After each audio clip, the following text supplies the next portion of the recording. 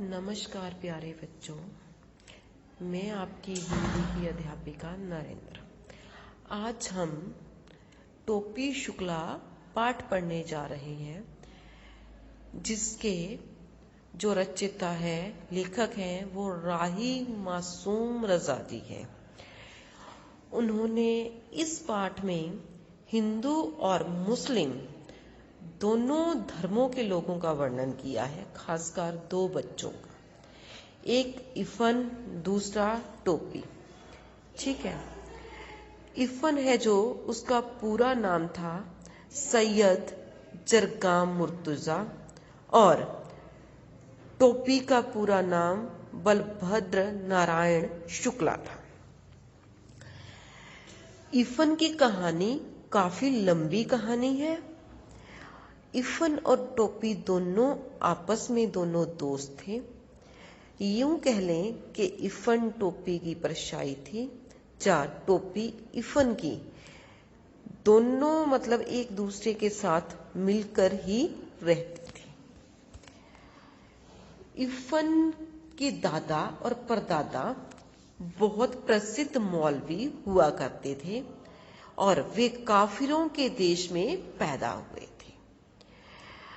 उसके बाद इफ़न की जो परदादी थी, वे नमाजी बीबी थी, अर्थात जैसे हिंदू दरवाजे पर पानी का एक घड़ा जरूर रखवाते हैं जब कोई घर से जाने लगता है, इस प्रकार के सारे काम वो करते थे।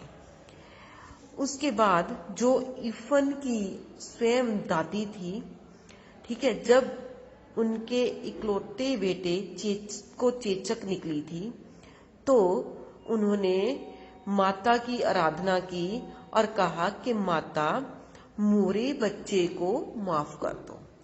बेशक वो पूरब की रहने वाली थी और पूर्वी बोली उसे बहुत पसंद थी। इफ़न अपने दादा के मरने के बाद पैदा हुआ था। मर्दों और औरतों के इस फर्क को ध्यान में रखना जरूरी है, क्योंकि जब एक मौलवी का घर था, उसमें कभी गाना और बजाना नहीं होता था। लेकिन जो इफ़न की दादी थी, उसे गाने बजाने का बहुत शौक था, और यह काम उसने इफ़न के जन्म के समय पूरा किया था। और पीछे से वे एक मौलवी की बेटी ना होकर एक जमींदार की बेटी थी, जो कि दूध घी खाती हुई आई थी, अर्थात एक खाते पीते घर से थी, लेकिन यहाँ एक मौलविन बनकर रह गई थी। उसके बाद जो इफ़न का घर था वो कराची में था, और वह घर अब कस्टोडियन हो चुका था, अर्थात क्या है, वो सरकार की कस्टडी में आ चुका था। उसे अपने घर और अपनी कच्ची हवेली की बहुत याद आती थी। इफ़न की टोपी से जब मुलाकात हुई, तब वे चौथे दर्जे में पढ़ते थे। जो इफ़न था, उसको अपनी दादी से बहुत प्रेम था। अम्मी, अब्बू, ठीक है, बाजी और छोटी बहन नुज़हत तो कभी कभी उसे मार भी लेते थे, डांट भी लिया करते थे, लेकिन जो उसकी दादी थी, वे कभी भी उसे डांटती तक नहीं थी। दादी की भाषा थी जो, वे भी इफ़न को बहुत पसंद थी, ठीक है, परंतु अब्बू बोलने नहीं देते थे, क्योंकि उन्हें यह भाषा गवारन की बोली लगती थी, ठीक है। लेकिन यही भाषा तो इफ़न के दिल में उतर चुकी थी। वे अपनी दादी से भरपूर बातचीत करता था, ठीक है, उनके पास आकर बैठ जाता था और उनसे बहुत बातें करता था, और यह शब्द सारे उसे, जो वे दादी बोलती थी, गुड़ की डली के समान लगते थे, अर्थात क्या है, बहुत प्यारे लगते थे।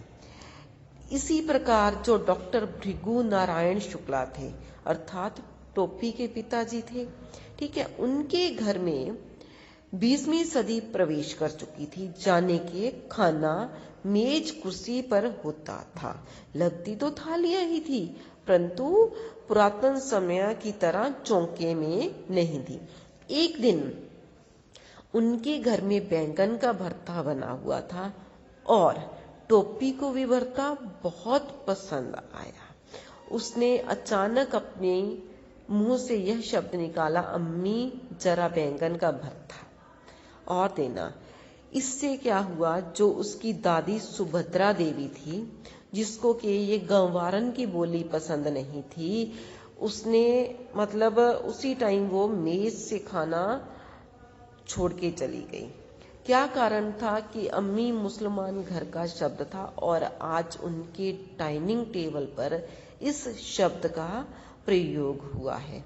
और लड़ाई का रुख बाद में राम दुलारी, जो कि टोपी की माता थी, राम दुलारी और सुभद्रा देवी के बीच में हो गया था, क्योंकि लड़ाई का मोर्चा चेंज हो गया था।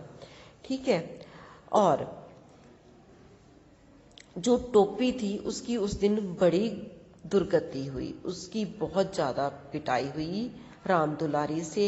उसने कहा कि तू आगे से इफ़न के घर नहीं जाएगा, लेकिन टोपी ने बहुत मार खाई, परंतु उसने यह स्वीकार नहीं किया कि मैं इफ़न के घर नहीं जाऊंगा। उसके बाद फिर उसके जो मतलब भाई थे मुन्नी, उसने क्या किया, टोपी की लड़ाई में और घी डालने का काम किया। उन्होंने कहा कि ये इसको मैंने एक दिन कबाबची की दुकान पर देखा है। कबाबची की दुकान पर देखने की बात को सुनते ही सुभद्रा देवी आग बबूला हो गई। टोपी मिन्नतें करता रहा, लेकिन उसकी किसी ने नहीं मानी और जो राम दुलारी थी टोपी की माँ, उसने भी उस दिन बहुत पिटाई की। दूसरे दिन टोपी जब इफ़न को मिला तो उसने अपनी दादी बदलने की बात की। ठीक है, उसने कहा कि तू अपने दोस्त की खातिर अपनी दादी को नहीं बदल सकता। फिर इफ़न ने उससे बात समझाने की कोशिश की कि वो सिर्फ मेरी दादी नहीं है, मेरे अब्बा की अम्मा भी है, इसलिए मैं बदल नहीं सकता। फिर थोड़ी देर के बाद उसी समय लगभग घर से नौकर आया और उसने क्या कहा कि दादी इस दुनिया में नहीं रही है, इफ़न की दादी। इससे क्या है, टोपी और अकेला हो गया।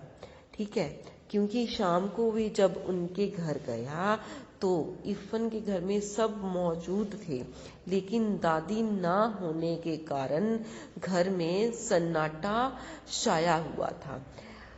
एक 72 बरस की बुढ़िया और दूसरा 8 बरस का बच्चा, उन दोनों में इतना गहरा प्रेम था, शायद वे दोनों स्वयं ही उस प्रेम को समझ सकते होंगे, अन्यथा कोई भी दूसरा व्यक्ति उन दोनों का प्रेम नहीं समझ सकता है। नेक्स्ट पार्ट हम दूसरे भाग में पढ़ेंगे। प्यारे बच्चों, आज हम टोपी शुक्ला का दूसरा भाग पढ़ने जा रहे हैं। इस भाग में जो टोपी है उसने 10 अक्टूबर सन 45 को कसम खाई थी कि वे किसी ऐसे लड़के से दोस्ती नहीं करेगा जिसका बाप ऐसी नौकरी करता हो जिसमें बदली हो, क्योंकि उस दिन जो इफ़न था उसके पापा की जो थी बदली थी वो मुरादाबाद हो गई थी और वे वहां पे चले गए थे और उसकी जगह कलेक्टर ठाकुर हरिनाम सिंह आया था और उसके 3 लड़के थे। टोपी ने उनके घर की तरफ रुख किया। उनके तीनों लड़के डब्बू, बीलू, गुड्डू, ठीक है, तीनों ही है, तो बेशक उनमें से गुड्डू उसका हम उम्र था, लेकिन फिर भी वे अंग्रेजी ही बोलता था। माली और चपरासी तो उससे पहचानते थे, लेकिन वे तीनों ने उसके साथ दोस्ती नहीं की, जिसके कारण वे बहुत अकेला पड़ गया था और वे अब अपने आप में ही रहने लगा था। इफ़न के जाने के बाद वे बिल्कुल अकेला ही रह गया था और उन्होंने क्या किया, उन्होंने अपने अल्सेशियन कुत्ते को शुष्कार कर उसके पीछे लगा दिया, जिसके कारण उसने उसे काट लिया था। ठीक है। अब उसके बाद मुन्नी और भैरव थे जो वे भी उसकी पिटाई हमेशा करवाते रहते थे। और फिर होता क्या था, जाड़े के दिन आ गए थे, घर में मुन्नी और भैरव के लिए नए कपड़े आ गए, लेकिन जो टोपी था उसको उसके उन दोनों के उतरन दे दिए गए थे। इस उतरन को वे पहनना नहीं चाहता था, जिसके कारण उसने जो कोट है केतकी के बेटे को दे दिया था। और दादी इसमें ज्यादा भड़क गई थी कि अब ये झाड़ा खाएगा। उसके बाद टोपी ने कहा कि मैं तो ना जूते खाऊंगा ना झाड़ा खाऊंगा, ठीक है, मैं तो सिर्फ क्या है जूता पहनूंगा। जिससे सुभद्रा देवी और नाराज हो गई और राम दुलारी ने उससे पीटना शुरू कर दिया था। धीरे धीरे क्या हुआ, वे पढ़ाई में भी कमजोर होता चला गया। मुन्नी बाबू इंटरमीडिएट में फर्स्ट आए, भैरव छठे में, और वे फेल हो गया और वे बहुत रोया था। लेकिन क्या था, वे उसे पढ़ने का कभी मौका ही नहीं मिलता था, क्योंकि कभी राम दुलारी को कोई सामान मंगवाना होता था, वे नौकरों से नहीं मंगवा सकती थी और उसे भेजती थी। अगले साल उसे टाइफाइड हो गया, जिसके कारण वे फिर फेल हो गया। तीसरे वर्ष टोपी 3rd डिवीजन में पास हुआ, लेकिन इसके पीछे भी एक रहस्य था। इसके पीछे रहस्य कौन सा था कि उसके पिता थे जो वे इलेक्शन में खड़े हो गए थे। जिनके घर में चुनाव हो उस घर में कोई कैसे पढ़ लिख सकता है, ये तो सिर्फ टोपी ही जानता था। लेकिन फिर भी वे पढ़ाई में जुटा और तीसरे दर्जे में पास हो गया। ठीक है। इससे क्या हुआ था, दादी ने फिर उसे तंज छोड़ने शुरू कर दिए कि भगवान नजरे बंद से बचाए, रफ्तार अच्छी है। तीसरे वर्ष जाकर तीसरे दर्जे में पास हुआ है। धन्यवाद।